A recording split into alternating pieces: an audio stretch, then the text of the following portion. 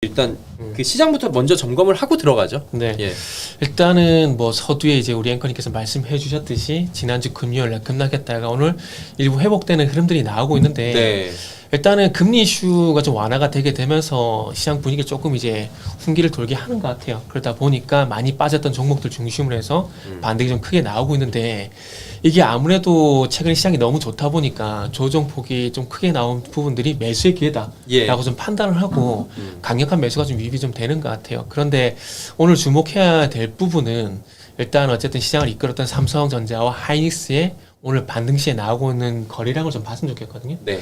오늘 일정 부분 회복이 되는 흐름들이 있긴 하지만 네. 그럼에도 불구하고 약간 찜찜한 부분은 지난주 금요일만큼 했던 거래량이 받쳐주지 않고 있다라는 거, 요게 조금 찜찜하다고 말씀드려야 될 것 같아요. 하지만 그럼에도 불구하고 시장이 전반적으로 이제 종목 장세가 활발하게 이루어지게 되면서 이 종목들의 강세가 제가 봤을 때는 시장의 어떤 하방 지지력 이런 것도 조금 시켜주는 게 아닌가라는 그런 생각이 드는 하루입니다. 지금 화면을 잠깐 보여주신 말씀해주신 대로 삼성전자 거래량이 나오고 있는데요. 네네. 삼성전자 거래량이 그렇게 진짜 많지가 않네요. 네. 전일 대비해 갖고 지금 음봉 떴고요. 거래량 자체가 한 절반 수준밖에 되지 않는. 근데 되돌림이 어느 정도 나오고 있는 상황이긴 한데 이 부분이 조금 애매하다라고 말씀해 주시는 거고, SK 하이닉스 역시 업계 많이 되돌렸는데요. SK 하이닉스는 반등은 꽤 나왔는데 거래량이 약간 아쉽죠. 약간 아쉬운 네. 그런 모습. 그리고 또 중요한 건 5일선. 지금 5일선이 네. 지금 여기 요 자리죠. 네, 그렇죠. 약간 지금 오늘도 못 미치고 있는 못 상황이거든요. 미치고 있는 네. 그 5일선에 약간 0.46% 정도 아쉽긴 한데 예, 못 미치고 있는 상황이 나오고 있다라는 그 거. 제가 지난주 그 말씀드렸잖아요. 삼성전자가 상승이라고 보면 볼 수도 있지만 이게 2024년 7월달 하락의 출발점으로 제일 찾아가는 과정이라고 말씀했잖아요. 그렇기 때문에 그 부근에 가서 나오는 방향성이 진짜라고 말씀드렸는데 88,000원 부근. 그렇죠. 네. 근데 지금 이제 지난주 이제 NXT에서 이제 윗꼬리를 달게 되면서 좀 차트를 훼손시킨 부분이 있는데 이거 근데 가끔씩 일반 종목들도 네. 누가 장난을 치는 건지 차트를 완전 망가뜨려 버리는데 이거 어떻게 해야 되지? 그러니까 이거를 이렇게 할 수 있는 제가 쓸 방법은 없는 것 같아요. 효과를 이렇게 맞추는 거고 이게 뭐 시세 조종이라는 거가 명확한 근거가 없잖아요. 근데 이렇게 보면 네. 차트가 깨져버리잖아요. 그렇죠. 네. 저는 그래서 넥스트레이드 시장이 들어온 게 별로 달갑지가 않아요. 완전히 그냥 이것 때문에 헷갈려진 거예요. 이게 장중하고 장 전하고 장 마감하고 난 다음에도 변화가 생기다 보니까 예. 차트가 좀 소위 말하는 망가지는 부분들이 있거든요. 그러다 보니까 사실 가끔씩 저도 헷갈려요. 그렇죠. 네. KLX 기준으로 보다가 또 이제 다른 HTS 보게 되면은 또 이제 NXT까지 합쳐져가지고 나오는 부분도 있거든요.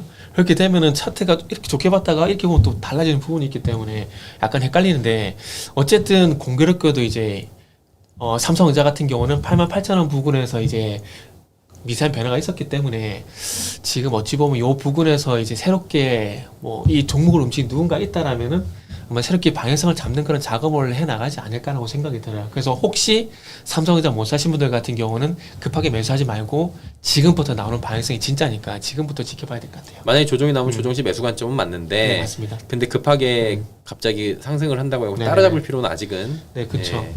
지금 구간에서 개인적으로 좀 예상이 되는 시나리오가 저는 좀 쉬어가지 않을까 하는 생각이 들거든요. 그러니까 시장이 뭐 꺾인다 그런 건 아니에요. 그런 건 아니고 그러니까 항상 그러니까 이 말씀을 방송에서 한 번씩 저도 드리는데 산이 높으면 골이 깊다는 얘기를 한 번씩 말씀드리거든요. 그렇죠, 그렇죠.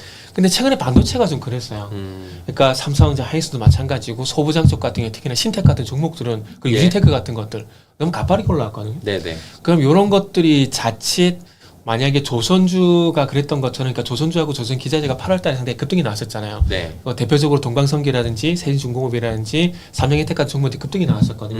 근데 그런 종목들이 반도체 순환매로 가게 되면서 힘이 빠지고 예. 21선까지 이탈시키는 하락이 나왔었거든요. 네네. 물론 뭐 반도체가 그렇게 안 될 가능성도 있어요. 하지만 그런 경우에서도 놓고 바라봐야 되는 부분이 있거든요. 그런 관점에서 보게 되면은 지금 자리 같은 경우는 사실 보유자 영역이라 보는 게 맞아요. 차라리 지금까지 오른 건 내게 아니다라고 생각을 하고 이제부터 나오는 거에 다시 한번 리스트업을 하는 게 제가 볼 때 생산적이라 생각이 들어요.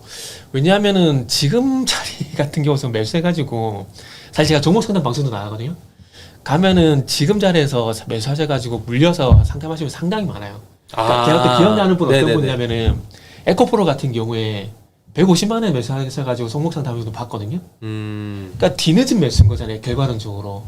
그러니까 그런 케이스가 내가 안 되려면은 지금까지 상승은 내 게 아니라고 보는 게 맞는 거죠. 그리고 이게 시장의 순환매가 계속 발생이 되다 보니까 추석 지나고 나서 반도체가 또 가져오면 다행이지만은 반도체가 쉬고 만약에 다른 섹터 가게 된다. 그러면 또 반도체가 뒤늦게 잡게 되면서 아 이거 내가 상투네? 이건 안 해야 될 거 아니에요. 그러다 보니까 지금 구간에서는 조심해서 나쁠 게 없다라는 관점에서 시장을 보는 게 낫다라는 거죠, 차라리. 네.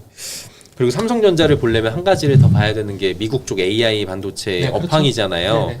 근데 지난주에 자꾸 시장을 흔들었던 화두 중에 하나는 또 발생한 AI 거품론이었습니다. 네.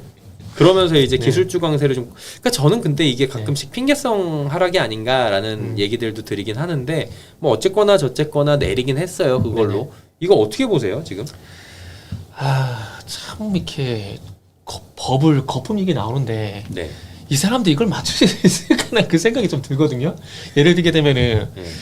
대표적으로 AI 사업을 진행하고 있는 샘 올트만 같은 경우도 8월 달에 거품을 얘기했어요. 자기가 자기 그러니까 예. 그날 엔비디아가 3.5% 빠지고 빠지고. 나스닥 1.7% 빠졌거든요. 올해 8월 달이에요. 근데 하락이 나왔나요? 안 나왔거든요. 그리고 그보다 더 심한 거 말씀드릴까요? 올해 1월 달에 네. 딥시크가 출연하게 되면서 엔비디아가 17% 급락했거든요. 그쵸. 나스닥이 그게 설이었어요. 네. 네. 3.5% 하락 나왔고요. 근데도 안 꺾였어요. 그러니까 제가 이걸 왜 말씀드리냐면은 그러니까 그만큼 고점을 맞추기에 쉽지가 않다라는 겁니다. 그래서 기관들이 나오는 보고서를 무시하라는 게 아니라 그냥 참고만 하자라는 거죠. 참고만. 그리고 혹시 이제 화면 보여줄 수 있으면 네, 제가 지금 준비한 보여드릴게요. 기사 좀 예. 제가 PPT 준비할까 하다 노트북이 없어서 그냥 이렇게 기사를 준비했는데 네. 자 이게 JP 모건 하면 정말 대단한 투자 아이잖아요. 그쵸. 그죠? 예. 근데 여기 그 제이미 다이먼 CEO가 회장이 2024년 4월 달에 무슨 얘기 했냐면은 미국의 금리가 8% 간다고 얘기했어요. 맞아요. 그죠? 네. 근데 이 사람도 고점 잡았어요. 상투네. 네. 왜냐하면 9월 달에 금리날 단행했거든요. 그러니까 제가 이걸 왜 부르냐면은 이게 거품이란지 고점이란지 이런 걸 맞추기가 어렵다는 걸 제가 좀 말씀을 좀 드리고 싶어서 이걸 보여드리는 겁니다. 예. 그러니까 대표적인 이제 제품 같은 대단한 곳의 IB도 이렇게 틀릴 수가 틀 수 있다는 있는 거죠. 거거든요. 예. 그렇기 때문에 함부로 고점이다 아니다는 알 수가 없어요. 이게 닥쳐야 예. 이게 고점이구나. 지금 하락장이구나 알 수가 있는 거지. 그러기 전까지는 그냥 이런 얘기도 있구나 보는 게 맞고요. 그리고 조심스럽지만은 진짜 그러니까 고점이 아니고 정점 정도는 예상을 할 수 있는 부분들이 그러니까 지금 이제 AI 얘기되면 대표적으로 얘기하는 것들이 엔비디아잖아요. 그쵸. 그래서 엔비디아도 지금 실적은 잘 나오지만 중요한 건 전년 대비 성장폭은 조금씩 축소가 되고 있거든요. 무슨 얘기냐면 지난 2분기 57%, 지난 1분기 100% 성장이었거든요. 네. 그러니까 100%에서 50% 성장. 그리고 어쨌든 엔비디아가 앞으로 50% 성장은 유지가 될 거라는 시장의 예측이 나오고 있거든요. 만약에 이 성장폭이 좀 더 줄어들게 되면서 10%를 간다든지 만약에 마이너스 가게 된다. 그런 얘기들이 만약에 나오게 된다라면은 그때 정도는 이제 정점일 가능성도 있겠구나라고 볼 수 있지만 그런 거 나오기 전까지는 섣불리 뭐 버블 거품 안 맞습니다. 이사님 근데 그것도 되게 재밌는 게 조금 전에 말씀해 주신 그런 얘기들이 한 3년 동안 계속 나왔잖아요.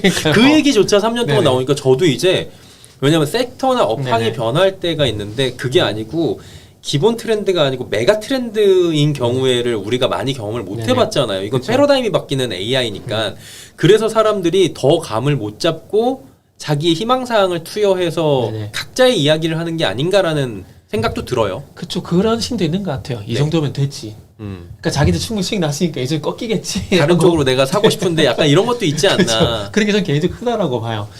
그러니까 결국 시장의 유동성을 볼 수밖에 없는데 예를 들게 되면은 코로나 때 우리가 정말 증시가 하락할 거라는 거 정말 몰랐거든요. 그러니까 바이러스에서 증시가 급락한 게 그때가 처음이에요. 아마 주식을 접하면서 주식을 오래 하신 분들도 바이러스 증시가 꺾일 거라는 걸 메르스 때도 이 정도는 아니었잖아요. 네, 그렇죠. 기억 못했거든요. 그래서 아마 메르스 때문에 아마 오판을 한 게 아닌가 생각이 드는데 그때 당시에 JP 모건, 모건 스탠리, 뭐 BO 이쪽에서 어떤 얘기가 나왔냐면 메르스 대비해서 코로나 같은 경우 치사율이 낮기 때문에 증시의 영향력이 제로다. 이런 얘기를 초창기에. 네, 제로 되랬거든요.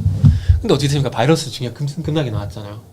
그러니까 이게 다시 말씀드리면은 저조차도 이게 거품이다 바닥이다 이건 알기가 거품이다 정점이다 이건 알기가 쉽지 않다라는 것들이죠. 그리고 어떤 현상에 대해서 그 현상이 어떤 영향을 미치는지에 대한 부분을 일단은 조금씩 이제 확인해 나가면서 이제 피해야 되겠구나 아니면은 별거 아니구나라고 판단하는 것들이지 뭐 지금도 이제 어떤 기관에서 그런 리포트가 나왔다고 투자액이 나왔다고 해서 아 이제 AI 꺾이는구나 이렇게 판단하는 거 무리가 있다라는 거죠. 저는 이제 네. JP 모건 그 CEO 형님이 네. 이렇게 8% 외쳤던다. 근데 이런 경우가 너무 많으니까 네네. 저는 이제 정덕이어서 JD 모건이거든요. 저 상표 등록도 돼 있어. 아 그래요? 아 죄송합니다. 아니 농담 아니고 진짜긴 한데 이거 웃자고 하는 얘기예요. 그거 갖고 뭘 하겠어요 제가. 근데 이거는 네. 그냥 저도 이제 공감을 적극적으로 한다는 표시를 네네. 이렇게 좀 유머러스하게 해드리고자 하는 거죠. 살다 보면은 뭐 어떻게 다 맞춰요. 그러면은 JP 모건이 세상을 다 네네. 휘두르고 있고 세상의 금융의 어떤 왕국을 만들었지만 지금 이 정도보다 훨씬 더 강했겠죠라는 생각이 드니까 모든 것들을 여러분도 절대적인 건 없다라고 생각을 하시고 들어가되 참고는 충분히 해도 되잖아요. 네네 그렇죠. 네, 참고 정도만 하면 되겠다라는 건데 그러면 이제 우리가 AI 거품론에 대해서는 이렇게 큰 틀로 네네. 확인할 건 확인하고 대신 이게 절대적이지 않다라고 네. 포지션을 잡으면서 들어가는 거예요. 이번 주는 네. 결국엔 PC는 잘 넘어갔는데 고용지표에 한 주고 우리는 쉬어야 되고 네네. 옵션 만기일도 막 있고 그러잖아요. 네. 어떻게 봐야 돼요 이번 주는? 저는 개인적으로 이제 이번 주 우리나라 같은 경우는 옵션 만기일이 상당히 중요하다고 좀 보고 네. 있거든요. 왜냐하면은 이런 그 선물수 동시 만기일, 옵션 만기일 이런 것들로 인해 가지고 외국인의 포지션이 바뀌는 거 상당히 많거든요. 그러니까 지금 상황에서 보게 되면 국내 쪽 같은 경우는 약간 부정적으로 볼 가능성이 높다라고 봐져요. 왜냐하면은 지금 관세 문제가 계속 시끄럽잖아요.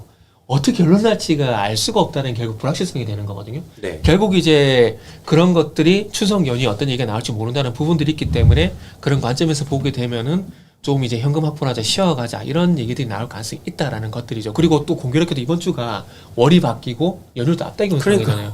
그러다 보니까 아무래도 굳이 지금 시장에서 적극적으로 매수할 필요가 있나? 라는 걸 심리가 반영될 수 있다라는 거죠. 그러니까 가장 중요한 건 굳이 지금 시점에서 한 7거래일가량 이제 휴일이 있을 수밖에 없는 그런 상황들 속에서 지금 굳이 지금 매수를 하는 게 맞나? 라고 볼 수 있거든요. 그러면 차라리 추석 위에 보자 라는 심리가 반영될 가능성이 있기 때문에 빠지지는 않더라도 적어도 올라갈 가능성은 낮다라는 거죠. 그런 관점에서 보시면 되고 그리고 미국장 같은 경우는 사실 고용지표가 안 좋게 나올수록 좋아요. 왜냐하면 그치 완전히 박살만 아니면 진짜 네. 침체 정도만 아니면 그러니까 예. 지금 PC 물가지도 어쨌든 시장 예측으로 나왔기 때문에 금리에 대한 가능성이 높아졌고 거기다 고용지표까지 안 나오게 되면은 금리 앞으로 인하구나. 10월달 금리 한다. 음. 라는 그런 부분이 있고 금리에 대한 기대감이 반영되게 되면은 추석 지나고 나서 우리나라의 어떤 섹터가 또 강세를 보일까요? 반도체, 바이오, 2차전지 또 강세를 또 시작할 네. 수 있다는 거죠. 금리 그래서 인하 그런 수혜주죠. 걸 그 좋은 시나리오가 예상이 되지만 그런 것들을 좀 확인해보자라는 장담할 게- 수가 없다. 네, 그렇죠. 그래서 첫 번째 제가 좀 지켜보자 말씀인 게 그런 거죠. 지금 분기가 바뀌어요. 그리고 네, 그렇죠. 그러니까 이게 약간 윈도우 드레싱이 나올 만한 시기고 4분기 네네. 되면 내년도를 미리 준비하는 트레이더들이나 아니면은 기관들이나 하우스들이 네네. 움직이는 경우가 있지 않나요? 네, 그렇죠. 예. 움직이긴 한데 지금 상황에서 그게 공격적으로 집중이 가진 되지 않을까요? 않을 거라고 봐야죠. 아, 네. 그러면은 우리가 옵션 만기일에는 네. 목요일이긴 한데 사실 저도 어려워요. 옵션 만기일은 이게 뭐 네. 맨날 지들 멋대로 움직이고 이건 수급에 의한 논리지 펀더멘털 논리는 아니잖아요. 네, 맞아요. 근데 이거 지금 근데 예상해 볼 수 있는 건 네, 어떻게요? 지금 이제 상황에서 봤을 때 지금 시장 상황에서 봤을 때 콜 프리미엄이 높을까요? 풋 프리미엄이 높을까요? 포트폴리오면 높겠죠. 콜이죠. 거꾸로 했다. 콜. 프리미엄이잖아요. 그러면 콜 프리미엄이 높은 상황에서 이제 결제가 될 가능성은 높겠지만 프리미엄이 높다는 프리미엄이 높다는 결국 가격이 높다는 거거든요. 네. 여기서 외국인들이 추가적으로 가격 부담할까? 라는 관점에서 보게 되면 옵션 만기일 전까지 어떤 포지션도 가져가지 않을 가능성이 높겠죠. 지금 상황에서는 차라리 콜 매수보다는 양 매도 걸어놓는 게 어찌 보면 외국인 입장에 수익이 날 가능성이 높다고 봐지거든요. 그렇게 본다라면은 이제 선물이한지 오늘 선물 대량 매수가 들어오고 있는데 지금 조 단위로 들어와요. 들어오고 있는데 그럼에도 불구하고 변동성이 없을 가능성이 높죠. 그리고 제가 그 시장 볼 때 팁 하나가 있는데 어떤 거냐면은 방금 선물 얘기가 나왔으니까 말씀드리는데 그러니까 일정 부분 지수가 많이 오는 상황에서 선물의 대량 매수가 들어온다든지 시장이 일정 부분 하락이 진행되고 난 이후에 대량의 선물 매도가 나온다든지 이랬을 때 이게 변곡점이 되는 경우가 있었어요. 그러니까 무슨 얘기냐면은 지금 시장을 예를 들어 보게 되면 어쨌든 3,300포인트에서 지금 한 달 사이 3,500포인트 부분까지 가파르게 올라온 건 네. 사실이잖아요. 그렇게 올라온 상황에서 선물 대량 매수가 들어요. 그러면 보통의 이제 투자자분들 같은 경우는 외국인들 대량 매수 들어오네. 대형 주사네 막 이러잖아요. 우와, 그럼 따라가겠네 이렇게 되거든요. 근데 제 경험상 이게 반대로 오더라고요. 아 그래요? 네. 그러니까 예를 들게 되면은 2023년도 8월 1일 날 외국인들이 2만 계약 정도 선물 매수가 들어왔었거든요. 네.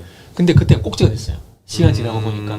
그리고 2025년 2월 19일 같은 경우도 외국인들이 만 계약이 들어왔거든요. 그때도 단기적으로 고점이 됐어요.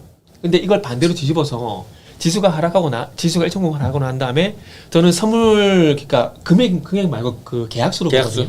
계약수로 만 계약 이상 있잖아요. 만 계약 이상 대량의 매도가 나온다든지 매수가 나오게 되면은 거길 변곡점으로 봐요. 근데 이게 확률적으로 좀 잘 맞더라고요, 보니까. 그래서 지금은, 그래서 오늘 지금 자리에서 굳이 왜 대량 선물 매수가 들어오지? 라는 생각이 들더라고요. 아니, 바닥권에서 대량 선물 매수를 하게 되면 앞으로 지수가 오르게 되면서 선물 포지션 수익이 날 가능성이 높은데 네.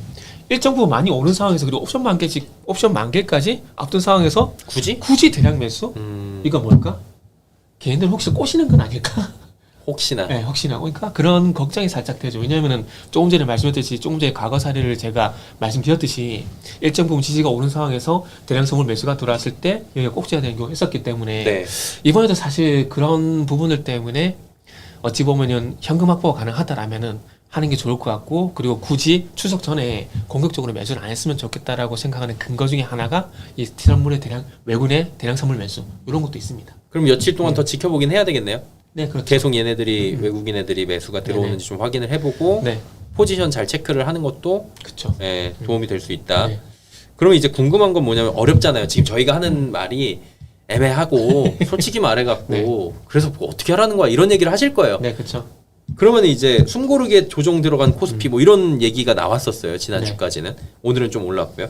그리고 올라도 지난주만큼은 아닌데 저가 매수 기회가 왔냐 아니냐 네네. 이게 궁금한 거거든요. 투자자들은. 적어도 반도체는 아닌 것 같아요. 반도체 같은 경우는 지금은 이제 보유자 영역에서 보시는 게 일단은 맞고, 네. 신규 매수는 아까도 말씀드렸지만은 조금 텀을 두고 시간을 두고 좀 천천히 봤으면 좋겠습니다. 물론 뭐 반도체가 안 간다는 것들이 아니라 결국 가격의 문제인 거거든요. 그 계속해서 말씀드리지만은 뭐 삼성전자, 하이스뿐만 아니라 소부장 쪽 같은 경우도 특히나 뭐 신텍 같은 종목들 말씀드렸잖아요. 단기간에 많이 오른 건 사실이거든요. 2배 가까이 올랐죠. 네, 그러니까요. 네. 근데 우리가 계속 제가 과거 사례를 말씀드리는데 6월 달에 한번 잘 보세요. AI 얘기 나오게 되면서 카카오페이가 100% 넘게 올랐어요. 네. 지금 100% 오르고 난 다음에 어떻게 되죠? 계속 지금 힘든 상황이 연출이 되고 있잖아요. 그리고 조금 전에 말씀드렸지만은 8월 달에 통합 HD 현대중공업 얘기 나오게 되면서 현대중공업이 수혜가 되는 조선기자재 중심으로 해가지고 이 기자재가 전체적으로 강했었거든요. HJ중공업부터 네. 갖고 쫙 갔죠. 네. 네. 삼성히텍 같은 경우 단기간에 100% 넘게 올랐어요. 근데 지금 어떻게 있습니까? 순환매가 반도체 넘어가면서 또 힘든 흐름이 나오고 있잖아요. 만약에 추석 지나고 나서 반도체 쪽에서 반도체가 그 조선주가 그랬던 것처럼 또 순환매에 의해서 잠시 시야가는 흐름이 나오게 된다. 소부장에서 딴 데로 만약에 그러니까요. 간다면 만약에 자금이 가게 되면은 지금 만약에 매수했을 때 이게 자칫 내가 잡은 게 상투가 될 수 있다라는 거죠. 귀뚜라미 보일러라고 부르잖아요. 거꾸로 네. 타는 보일러. 예. 앞뒤가 똑같은 예. 거 이건 아닌 거고 뭐 거꾸로 어쨌든, 타버리죠. 네. 네, 계절. 그런 상황이 될 수 있기 때문에 지금은 그래서 아까 서두에 말씀드린 대로 조심해서 나쁠 게 없다는 관점에서 지금 시장을 보는 게 맞다라는 거죠. 그러니까 다시 말씀드리지만은 놓친 건 그냥 놓친 내게 거예요? 아니라고 그냥 생각을 하세요. 그래야 마음이 편한 거지. 내게 아닌데 저게 자꾸 내 거라 생각하게 되면 그게 욕심이 되고 그러다 보면 이제 판단력이 흐려지게 되는 거죠. 그 우리 앵커님도 아시겠지만 주식이 뭐 기술적 분석 뭐 이런 거 다 중요하지만 제가 볼 때 가장 중요한 건 심리예요, 심리. 심리가 가장 중요한 거거든요. 왜냐하면은 여기도 어차피 사람이 움직이는 시장입니다. 그러면 눈치 싸움이라는 게 있을 수밖에 없거든요. 눈치 싸움이 게 결국 심리 싸움인 거잖아요. 거기서 결국 이제 내가 판단력이 흐려져서 지게 되면은 어떻게 되죠? 손실 보는 거잖아요. 그래서 지금은 좀 냉정하게 볼 필요가 있다는 거죠. 근데 왜 그러냐면 양극화가 심해요. 맞죠? 너무 네. 심해요. 그러니까 지금 코스피가 3,440 그런데 네네. 내 종목은 2,300이에요. 아직 이런 종목이 정말 많잖아요. 대비 2차 전지. 2차 전지 그다음에 뭐 편의점, 네. 유통 한 번도 안 움직이는 애들 있잖아요. 몇몇 종목들. 철강 화학 뭐 이런 철강 것들. 화학. 네. 화학은 그래도 최근에 좀 움직이기라도 했는데 바닥에서 그냥 이 정도. 이만큼 올라오고. 그러니까 근데 얘들이 개인 네. 투자자들이 정말 많이 가지고 있고 현대차도 사실은 한 지수 2,700 수준밖에 안 되거든요. 그러니까 아마 지금. 자동차도 있네요. 자동차도 네. 자동차 부품 더 심각하고요. 그러니까요. 이 양극화가 추석 이후에는 좀 나아져야 될 텐데 이런 생각을 하시는 분들이 많으실 것 같은데 어떻게 보세요? 아우 제 손에서 어떡하죠? 안 될 겁니다. 아 그래도 힘들어요. 경험상 안 돼요 이게. 그렇게 쉽게 안 된다. 된다고 한 번만 해주면 안 돼요? 될 수도 있습니다. 네. 확률은 없진 않은데 네. 근데 냉정하게는 경험상 네네. 쉽진 않다. 근거는요? 그래서 네. 항상 그 얘기 하잖아요. 물려도 대형주 물려라. 음.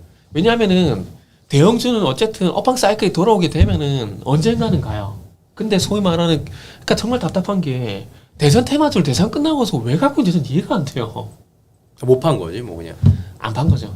왜냐하면은 저도 이거 그러니까 못 판 거라고 저도 말씀을 드리고 싶어요. 정말 저는 드리고 싶어요. 예. 근데 이게 종목 상담 하다 보면은 이렇게 얘기를 나누다 보면은 이렇게 왜 가지고 있는지 얘기를 이렇게 대화를 나누게 되잖아요. 네네네.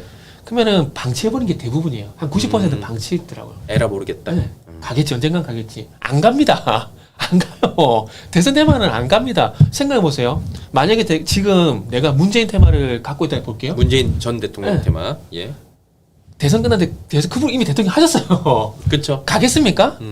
안 가요. 그러니까 미련을 버리잖아요, 미련을. 예. 그래서 물려도 대형주에 물려는 얘기를 하는 거고 대형주에도 사이클 돌아오면 가게 된다라는 거.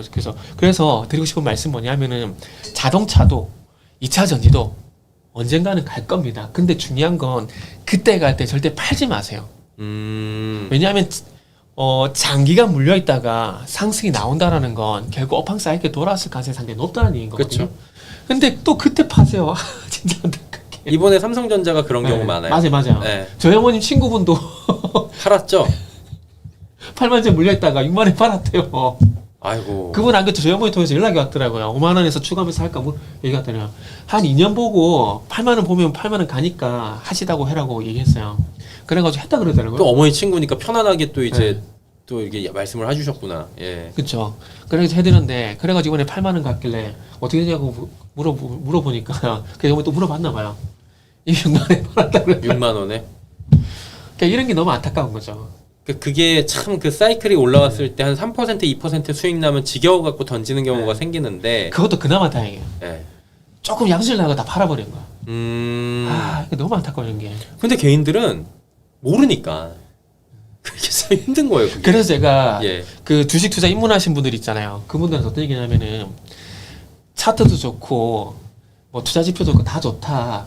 근데 그 전에 심리학책을 2권 정도는 읽어라 이게. 심리학 책을. 네. 왜냐하면 내가 아무리 좋은 기법을 갖고 있다고 하더라도 차트상 10% 급등하고 이렇게 흔드는 거 있잖아요. 요거 못 견디거든요. 못 견디죠. 그죠? 예. 그러니까 이런 것들을 이겨내는 게 결국 이제 싸움에서 이기는 거거든요. 근데 그런 게 만약에 준비가 안 된 상태에서 싸움에 들어가게 되면 100점 100패죠. 그러다 보니까 차라리 주식 투자 시작하기 전에 심리학 책을 먼저 보라고 얘기를 해요. 그래가지고 저도 하나 예전에 이제 주식 입문할 때 2009년도에 읽었던 책인데 네.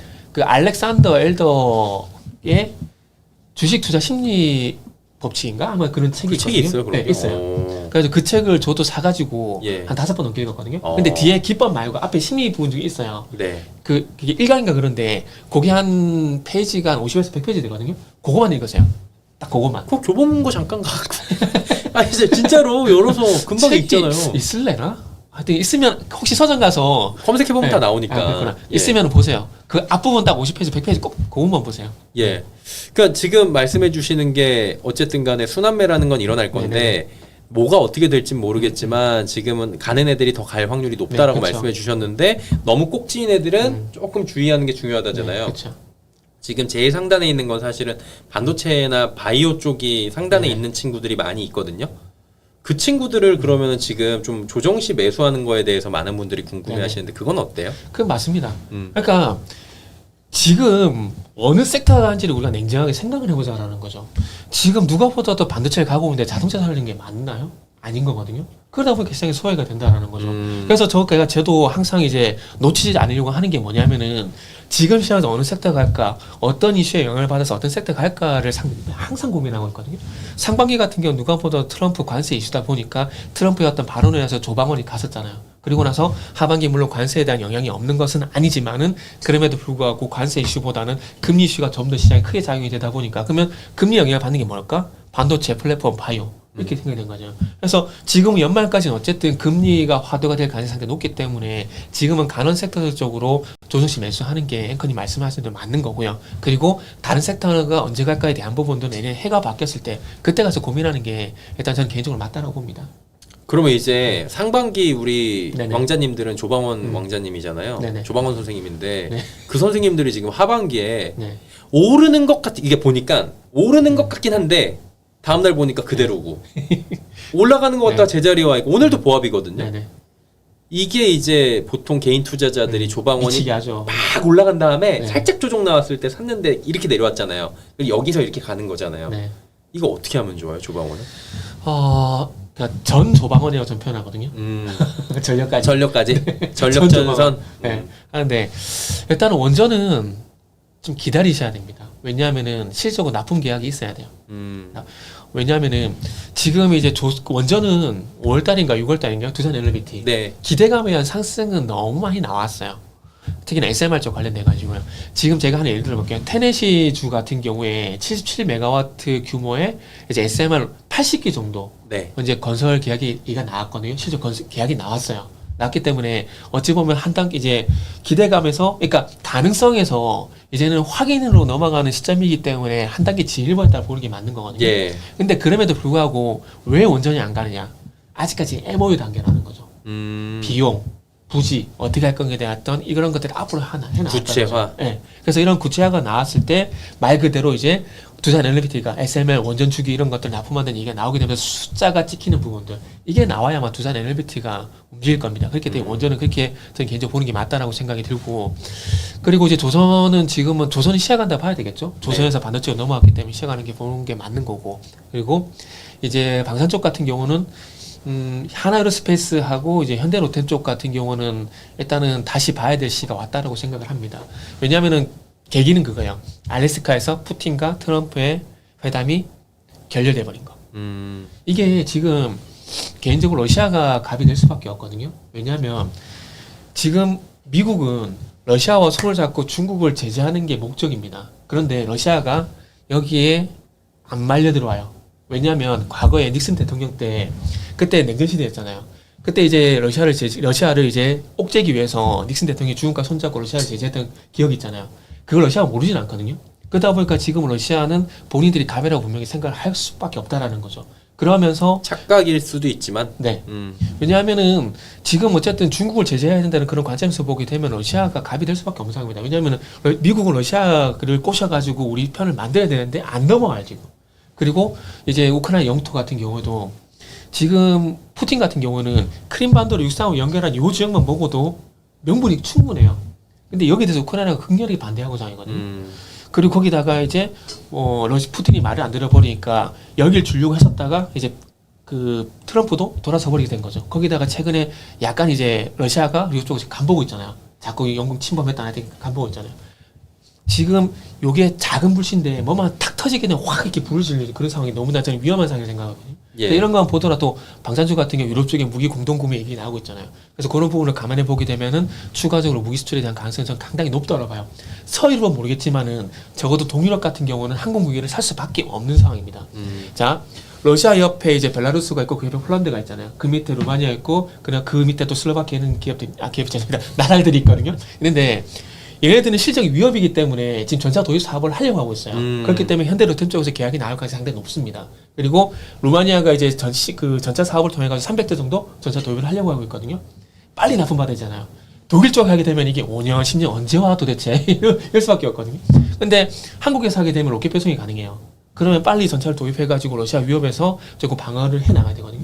그래서 그런 관점에서 보게 되면은 국내 기업들이 추가적인 어떤 유럽 쪽의 어떤 수주 가능성이 나올 가능성이 높기 때문에 방사능 다 봐야 되는 거죠. 그리고 300대가 어느 정도 규모냐면 이번에 폴란드가 이제 방사출 대박 났다 그랬잖아요. 네. 폴란드 쪽으로 간 K2가 360대입니다. 그럼 루마니아 300대 받게 되면 또 대박식이 되는 거잖아요. 네. 그러니까 지금 현대로템하고 하늘스페이스가 주가가 자본자본 올라간 이유가 거기 있다 보시면 될 것 같아요. 그러면 이제 종목별로 방사는 좀 보는 게 네네. 현명할 수 있겠다. 어느 종목을 사라 네네. 팔아라 이런 건 아니지만 한번 네. 공부해 보실 필요가 네. 있겠다라고 말씀하시는 일단 거예요. 하나로스페이스 무조건 봤으면 좋겠어요. 왜냐하면은 공부를 해보시라.